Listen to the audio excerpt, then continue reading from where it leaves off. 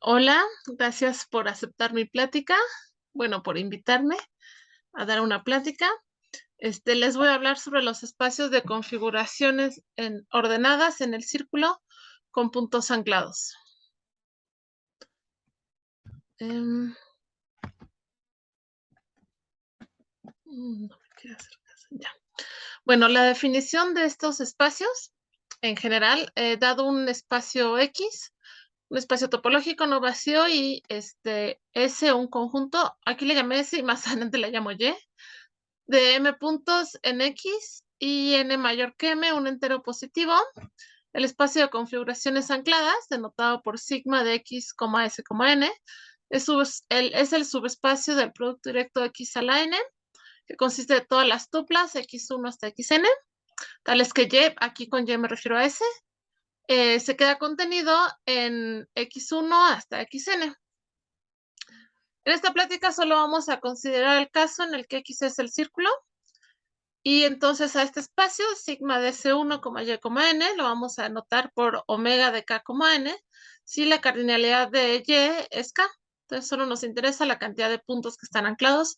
No nos importa mucho dónde están, pues porque es el círculo, ¿no? Este, entonces, bueno, a este espacio le podemos dar una estructura de complejo cúbico. Para ello, pues las celdas del complejo cúbico son las dos catuplas X1, Y1, X2, Y2, XK, YK, tales que el XY siempre es no vacío y la unión de XY con Y desde que Y es igual a 1 hasta acá nos tiene que dar el conjunto de números del 1 hasta el N. Claro, los Y's pueden ser vacíos o no, y de hecho la dimensión de cada celda está dada por la suma de las cardinalidades de los Y's. Y por último, la frontera. Claro, aquí estoy tomando coeficientes en Z2, pero se puede hacer también con coeficientes enteros. Está dada por esta formulita de aquí, donde aquí cuando vean I más 1 y la I sea con K, considero K más 1 igual a 1. Ahorita les explico con un dibujito qué está pasando. Bueno, vamos a usar la notación sigma igual a X1 de sigma, Y1 de sigma, hasta XK de sigma y YK de sigma. Bueno, lo que está pasando cuando tomamos la frontera es que nos fijamos en los conjuntos Y's no vacíos y vamos moviendo cada uno de esos puntos hacia los extremos. ¿A qué me refiero hacia los extremos?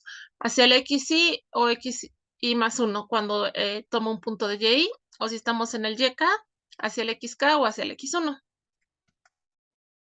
Aquí podemos ver, tenemos el círculo, los puntos X1, X2, X3, X4, X5, bueno, puntos que serían puntos fijos en el círculo, pero conjuntos en términos de nuestro complejo cúbico.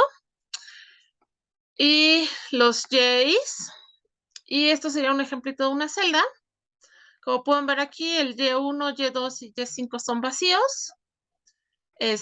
Aquí n vale 11 porque tenemos 11 puntos distintos. Aquí puse colores en lugar de números, pero es lo mismo. Es una celda de dimensión 3 porque si se fijan hay 3 puntos que están distribuidos entre los Y's, uno contiene 2 y el otro 1. Y bueno, si nos fijamos en esta celda, su frontera consta de la suma de 6 celdas, que serían primero mover el punto rosa hacia el naranja, el rosa hacia donde hay uno azul, y lo mismo con los puntos verdes, como podemos ver aquí. Aquí movimos el punto verde hacia abajo, aquí, o sea, digamos hacia el Y5. Aquí movimos el punto verde, digo hacia el X5, el punto verde oscuro hacia el X4. Y aquí hicimos lo mismo, pero con el punto verde claro. Aquí movimos el punto verde claro hacia el conjunto X5 y aquí hacia el conjunto X4. Entonces, estas cuatro, junto con las que se obtienen de mover el punto rosa, serían las 6 celdas que están en la frontera de esta celda de acá.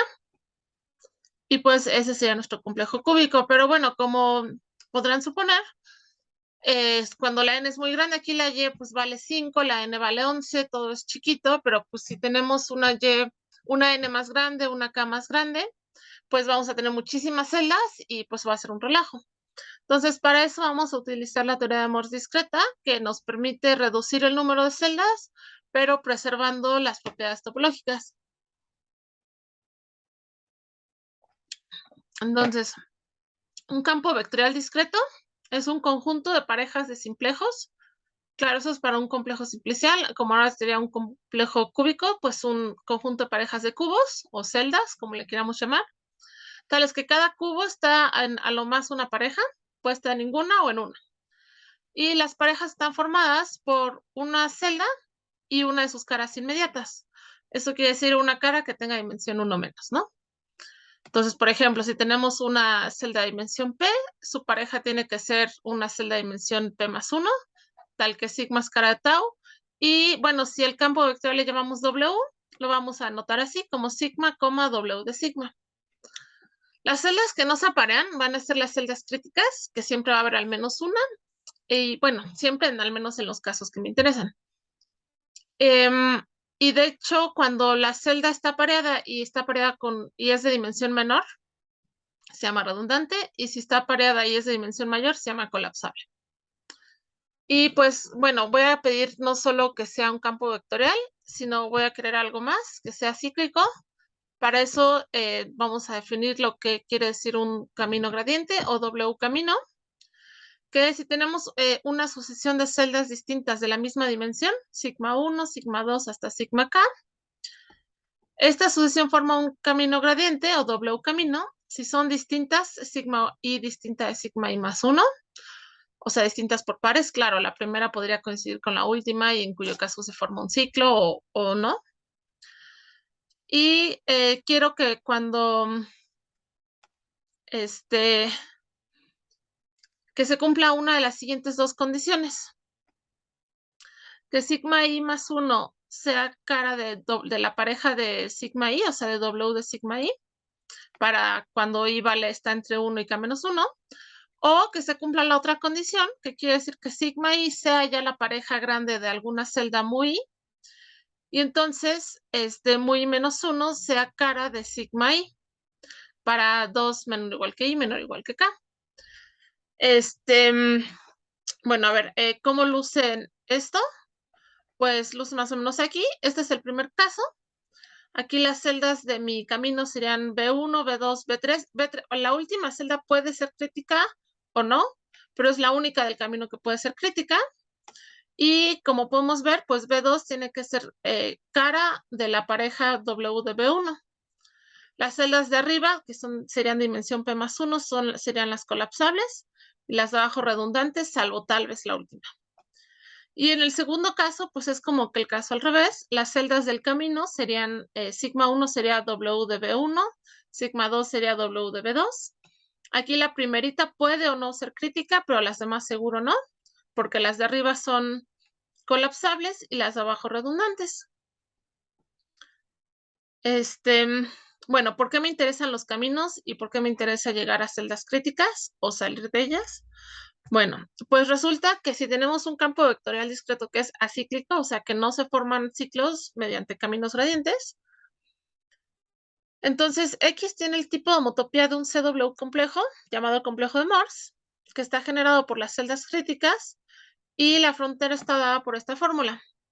Bueno, aquí la M de gamma significa la multiplicidad del camino, pues la vamos a ignorar ahorita por dos razones. La primera es que cuando el complejo inicial X es regular, la multiplicidad del camino siempre es 1 o menos 1. Y si además, bueno, como además estamos tomando coeficientes módulo 2, pues nos da igual si tiene multiplicidad 1 o menos 1. Entonces, bueno, ignoramos esto y lo que quiere decir esta fórmula es que para calcular la frontera de una celda crítica, nos fijamos en sus caras y vemos de esas caras de cuáles salen caminos gradientes que llegan a celdas críticas. Esas celdas críticas que son alcanzables mediante caminos gradientes desde la frontera de la celda van a formar la frontera en el complejo de Morse. Ahorita les pongo un ejemplo. Miren, supongamos que tenemos una celda crítica, por ejemplo, este cuadradito de aquí, una celda de dimensión 2 en un complejo cúbico, por eso es cuadrada. Tenemos estas 4 aristas, serían su frontera. Y, por ejemplo, si de aquí arriba salen 3 caminos que llegan a 3 celdas críticas distintas, pues estas 3 celdas críticas van a estar en su frontera. Y pues bueno, en este caso, en este ejemplo, pues lo mismo pasa para la cara de abajo, pero para las otras dos solo hay un solo camino que llega a a una única celda crítica. Claro, en este caso, estas celditas tendrían que ser redundantes, pero si por ejemplo una de estas es colapsable, ya de ahí no sale ningún camino y ya se cancela esa opción. De hecho, siempre que estamos en un camino gradiente del primer tipo y llegamos a una celda colapsable, de ahí ya no podemos salir. Entonces, por ejemplo, esta celda crítica en el complejo de Morse se corresponde a, digamos, a la que tiene 8 lados y pues estaría como que estirando así, ¿no? Así es como se deforma preservando el tipo de homotopía. Se estira, claro, en este caso se estiró, bien podría ser que se doble o que se haga cero, que lo que sea, ¿no? Este solo es un ejemplo y los caminos gradientes son justamente los que nos están diciendo cómo se está pegando esta celda. Entonces, pues ahora lo que queremos es darle un campo vectorial discreto a nuestro espacio omega de k, n. Para ello, pues nos fijamos en una celda y vamos a definir unas funciones auxiliares que serían alfa y de sigma y beta y de sigma. Alfa y de sigma es el mínimo de la unión de x y de sigma con y de sigma. Y beta y de sigma sería el máximo de y de sigma, pero ahora unido con x y más 1 de sigma. Recordemos que estos conjuntos x y y están formados por números entre el 1 y el n, entonces nos fijamos en el más grande o en el más chico, ¿no? Ahora, ¿cuál sería entonces nuestro campo vectorial discreto? Pues nos fijamos en y que sea el mínimo de las j, tales que xj tiene cardinalidad mayor que 1, aquí puse i, pero la j, mayor que 1, y no solo eso, cuando L es menor que J, y L no contiene ni a alfa L de sigma ni a BL de sigma, ¿no? Aquí me refiero a YL de sigma. Entonces, ¿cómo va a ser el apareo? Pues nos fijamos en una celda y bueno, si alfa y está en X y de sigma, y como lo definí ahorita, el mínimo que tenga cardinalidad mayor que 1 con esta condición, y beta i menos 1 de sigma es mayor que alfa i menos 1 de sigma, claro, si era 1, esta condición pues la ignoramos. Entonces, su pareja W de sigma es la celda que se obtiene al mover alfa i de xi hacia y.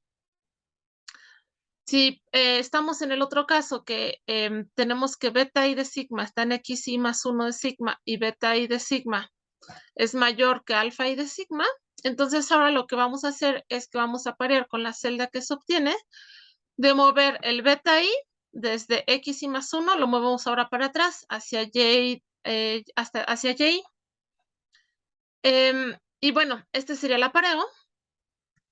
Aquí hay un ejemplo. Nos fijamos en esta celda. Como podemos ver, el xy tiene cardinalidad 1, digo el x1, el x2 tiene cardinalidad 1, el x3 sería el primero que tiene cardinalidad mayor que 1, y como el y2 y el y1 son vacíos, pues se cumple por vacuidad la otra condición.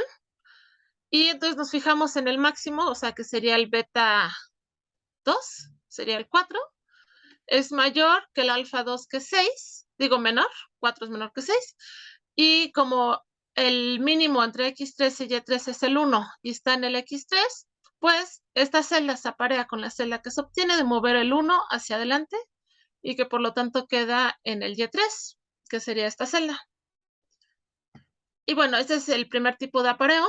El segundo tipo es cuando si tuviéramos, por ejemplo, intercambiados el 4 y el 6, como ahora el máximo de y3, que es 6, es mayor que, digamos, este sería el beta 2, es mayor que el alfa 2, que es el 4, este numerito 6 se va a mover para atrás y va a terminar en el y2, y entonces esta va a ser la otra pareja de celdas. Y bueno, ya si quisiéramos considerar un camino más largo, pues habría que considerar una cara de esto, o en este caso, una cara de esta, ¿no?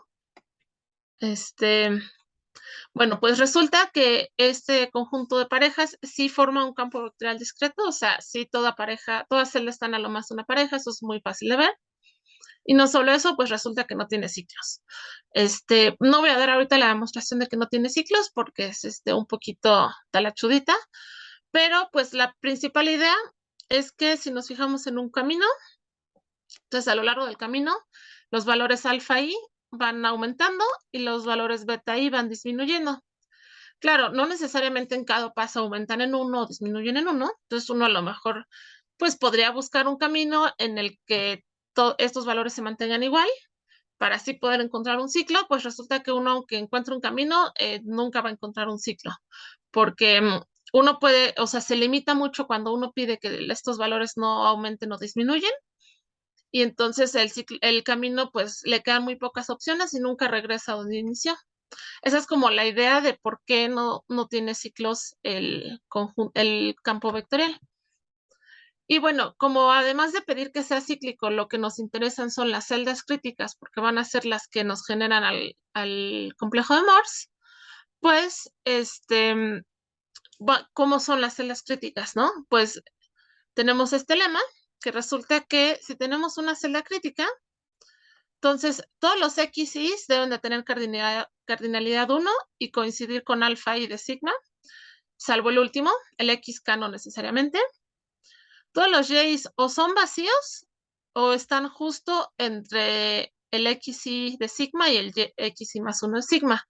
Claro, aquí utilicé la notación de menor que, aunque J es un conjunto, lo que quiere decir es que XY, que si es un solo punto, es menor que todos los elementos del conjunto de J y todos los elementos del conjunto de J son menores que el XY más 1 de sigma y que, bueno, por lo tanto, este coincide con el beta I de sigma.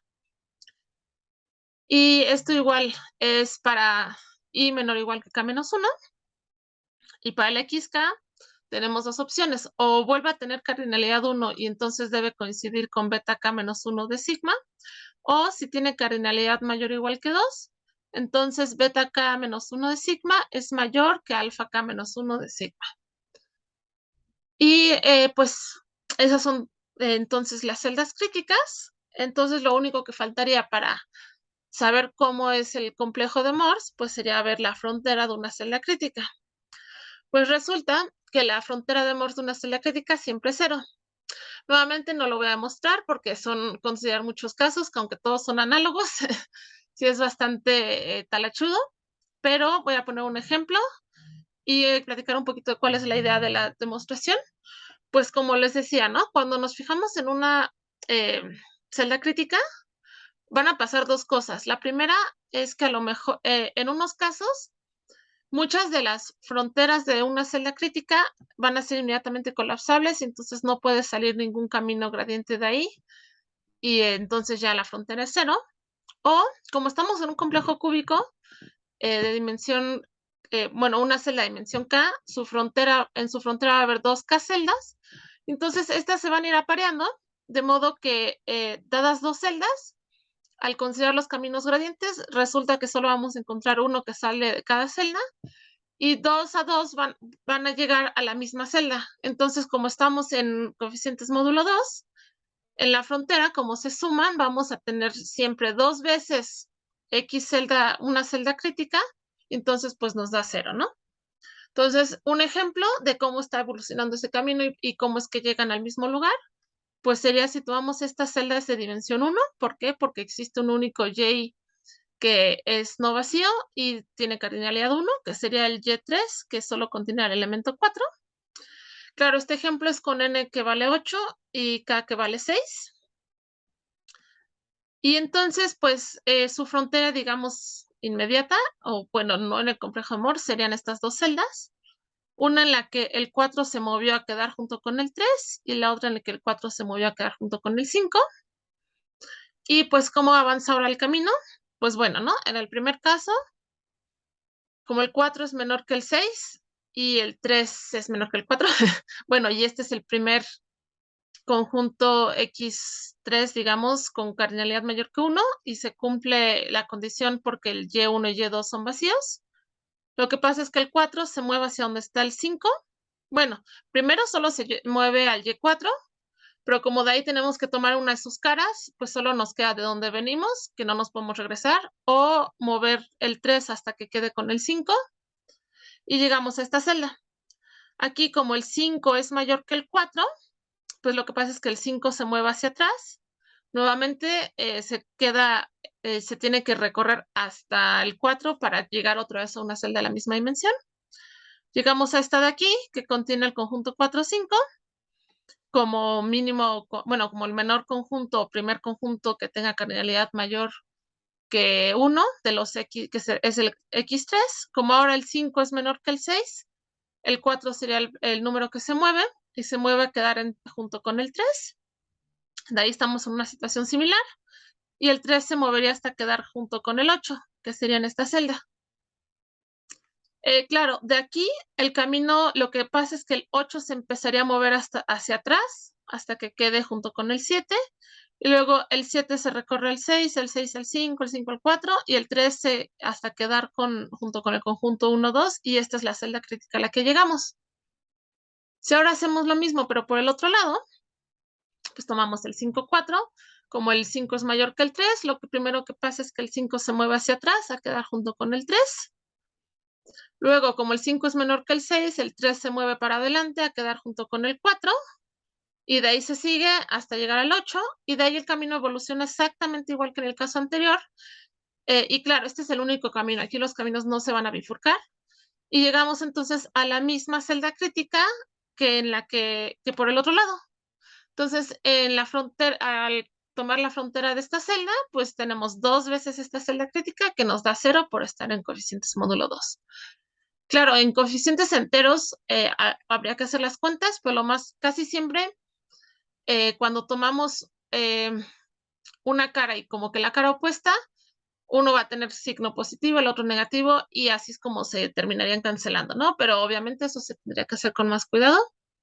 Pero ahorita, pues como estamos en coeficientes módulo 2, nos olvidamos de eso y es súper fácil que quedó 0. Y esto va a pasar para todas las celdas críticas. Ahora, ¿por qué nos importa esto y qué implicaciones tiene, qué ventajas tiene que la frontera en el complejo de Morse sea 0? Pues bastantes. La primera es que, pues como todas las fronteras van a ser 0 en el complejo de Morse, lo único que nos interesa es saber cuántas celdas tiene, o sea, cuántas celdas críticas hay en cada dimensión. Y con eso ya podemos obtener los números de Betti, y todo es súper bonito, ¿no? Y no solo eso, en general, la teoría de Morse discreta no solo nos dice cómo calcular fronteras, sino también hay una fórmula que nos calcula la homología, la cohomología. Y claro, todas esas fórmulas, en cuanto la frontera es 0, pues se simplifican muchísimo. Entonces, por ejemplo, el hecho de que poder saber cuál es la cohomología nos permitiría calcular productos COPA, que también hay una fórmula en teoría de Morse para calcular productos COPA. Y entonces como la frontera es 0, pues ya los productos COPA son mucho más fáciles de calcular, ya igual sería nada más como perseguir caminos gradientes. Y eso a su vez tiene más implicaciones, pues porque siempre los productos COPA nos pueden ayudar a calcular complejidad topológica y cosas así. Entonces está padrísimo que que la frontera siempre sea 0 en el complejo de Morse, porque entonces ya sabemos cómo luce, cómo se está pegando todo, o sea, todo, ahora sí que nada se está pegando entre sí. Y bueno, entonces yo todavía no he calculado cuál es la cantidad de celdas críticas en estos casos, pero todo esto lo saqué de un artículo que se llama Configuration Spaces of Labeled Points on a Circle with Two Anchors de Dmitry Kozlov.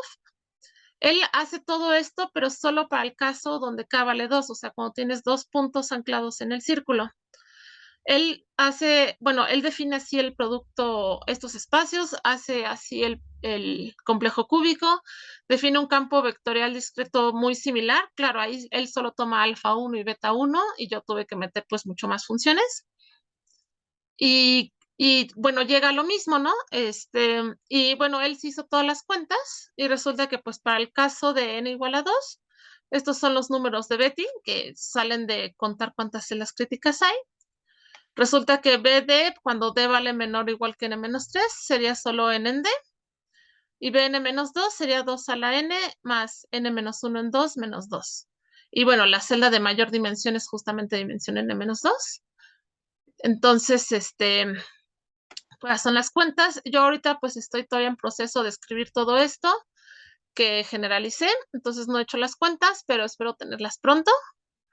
Y pues eso es todo lo que les quería platicar. Muchísimas gracias. Si tienen alguna duda, pues ya sea que en el Congreso me pregunten o me pueden mandar un correíto. Aquí les dejo mis dos correos y con mucho gusto les contesto sus dudas o les mando el artículo original, el de Kozlov, si lo quieren ver. Y pues eso es todo. Muchísimas gracias. Mm.